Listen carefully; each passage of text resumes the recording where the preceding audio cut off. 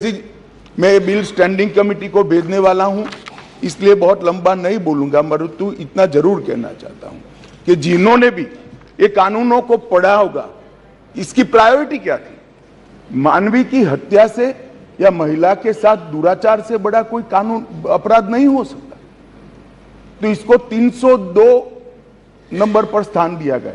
इसके पहले क्या था? राजद्रोह था। इसके पहले क्या था? खजाने की लूट थी। इसके पहले क्या था? शासन के अधिकारी पर हमला था। ये जो अप्रोच है, ये अप्रोच को हम बदल रहे हैं। सबसे पहला चैप्टर इसमें आएगा महिलाओं और बालकों के साथ अपराध। दूसरा चैप्टर आएगा मानव वध और मानव शरीर के साथ जो अपराध होते हैं उसका आएगा। तो हमने शासन की जगह नागरिक को केंद्र में लाने का एक बहुत बड़ा सैद्धांतिक निर्णय कर हम ये कानून लेकर आए हैं। मान्यवर, इस कानून को बनाने के लिए बहुत लंबी प्रक्रिया हमने की है। मोदी जी ने 2019 में ही हम सबका मार्गदर्शन किया था कि अंग्रेजों ने बनाए हुए जितने भी कानून जिस विभाग में है, सभी कानून पर पर्याप्त चर्चा विचारणा और सोच विचार कर इसको आज के समय के अनुरूप और भारतीय समाज के हित में बनाना चाहिए। वहीं से ये प्रक्रिया माननीय अध्यक्ष जी चालू हुई। ढेर सारी कंसल्टेशन की प्रक्रिया इसके लिए हुई है। मान्यवर, मैं आपको बताना चाहता हूं, हर जगह पे व्यापक कंसल्टेशन किया गया है। मैंने अगस्त 2019 में ही देश के सारे हाईकोर्ट चीफ जस्टिस को पत्र लिखा था, सर्वोच्च अदालत के सारे न्यायाधीशों को लिखा था, देश की सारी लॉ यूनिवर्सिटी को पत्र लिखा था। 2020 में थोड़ी बेस बनने के बाद सारे सांसदों को लिखा, सारे मुख्यमंत्रियों को लिखा, सारे राज्यपालों को लिखा, संघ शासित प्रदेश के प्रशासकों को लिखा और ढेर सारे कंसल्टेशन के बाद ये प्रक्रिया आज कानून बनने में सफल हुई है। माननीय अध्यक्ष जी, इसका मुझे बहुत बड़ा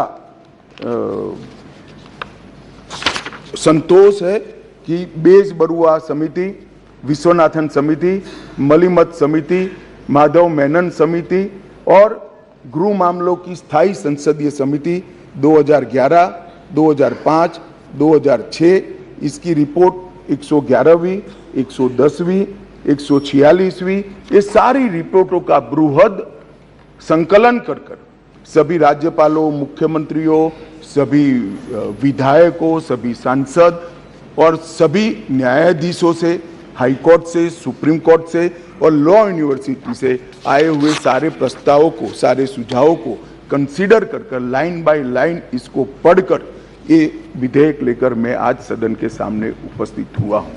माननीय अध्यक्ष जी, 18 राज्यों, 6 संघ शासित प्रदेश, भारत की सुप्रीम कोर्ट, 16 हाई कोर्ट, 5 न्यायिक एकेडमी, 22 विधि विश्वविद्यालय, 142 सांसद और लगभग 270 विधायकों ने इसमें सुझाव दिए हैं।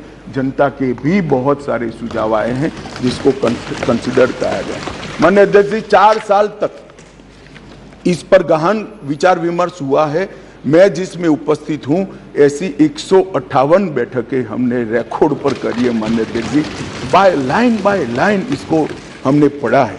मान्यवर, भारतीय नागरिक सुरक्षा संहिता जो सीआरपीसी को रिप्लेस करेगी, इसमें अब 533 धाराएं बचेगी, 160 धाराओं को बदल दिया गया है, 9 धाराएं नई जोड़ी गई है और 9 धाराओं को निरस्त किया गया है।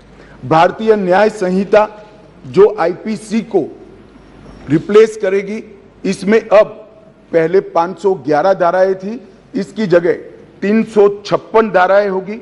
175 धाराओं में बदलाव हुआ है, 8 नई धाराएं जोड़ी गई है और 22 धाराएं निरस्त कर दी गई। भारतीय साक्ष्य अधिनियम जो एविडेंस एक्ट को रिप्लेस करेगा, इसमें 170 धाराएं होगी, पहले 167 थी, 23 धाराओं में बदलाव किया है, 1 धारा नई जोड़ी गई है और 5 धाराएं निरस्त की है। मान्यवर, मैं सदन को बताना चाहता हूं, ये तीनों कानूनों में गुलामियों की निशानी से भरे हुए कानून। सबसे पहले तो इसको ब्रिटेन की पार्लियामेंट ने पारित किया था, हमने अडॉप्ट किया था, यहीं से शुरुआत होती। परंतु इसके अलावा आज भी जो कानून आज इससे निरस्त होंगे, जब सदन पारित करेगा तब वो कानूनों के अंदर कुछ शब्द थे, मैं जरूर कहना चाहता हूं, जिससे हमें मालूम पड़ेगा कि 75 साल तक हम किस कानूनों के आधार पर क्रिमिनल जस्टिस सिस्टम को चलाए हैं। पार्लियामेंट ऑफ यूनाइटेड किंगडम का जिक्र है, प्रोविंशियल एक्ट का जिक्र है, notification by the crown representative का जिक्र है, लंदन गैजेट का जिक्र है, ज्यूरी और बैरिस्टर का जिक्र है जो हमारे यहाँ कब के चले गए, लाहौर गवर्नमेंट का जिक्र है, कॉमनवेल्थ के प्रस्तावों का जिक्र है, United kingdom of great Britain and Ireland parliament का जिक्र है, हर मेजेस्टी और बाय द प्रीवी काउंसिल, ऐसे हर जगह रेफरेंस दिए हुए हैं। Copies and extracts content in the London gadget, इसके आधार पर एक कानून को बनाया गया है। Possession of the British crown, इसका भी जिक्र आज भी है। Court of justice in England, इसका भी जिक्र 33 से ज्यादा जगहों पे है। हर मैजेस्टी डोमिनियंस का इस अधिनियम के अंदर ढेर सारे जिक्र है। टोटल 475 जगह ये गुलामी की निशानियों को समाप्त कर कर आज हमने एक नया कानून मान्यवर लेकर आए हैं। माननीय अध्यक्ष जी, इस कानून से हमने नए युग को जोड़ने का भी प्रयास किया है। हमारी क्रिमिनल जस्टिस सिस्टम में बहुत समय लगता है। कानून में कोई कानून की अदालत में जाए तो न्याय इतनी देर से मिलता है कि न्याय का कोई मतलब ही नहीं। लोगों की श्रद्धा उठ गई है, कोर्ट में जाने से डर है। मैं गुजरात का कानून मंत्री भी रहा हूं, विधि मंत्री भी रहा हूं। कई लोगों ने मुझे कहा था कि साहब पनिशमेंट की कोई जरूरत ही नहीं। मैंने बोला क्यों? कि कोर्ट में जाना इटसेल्फ पनिशमेंट है।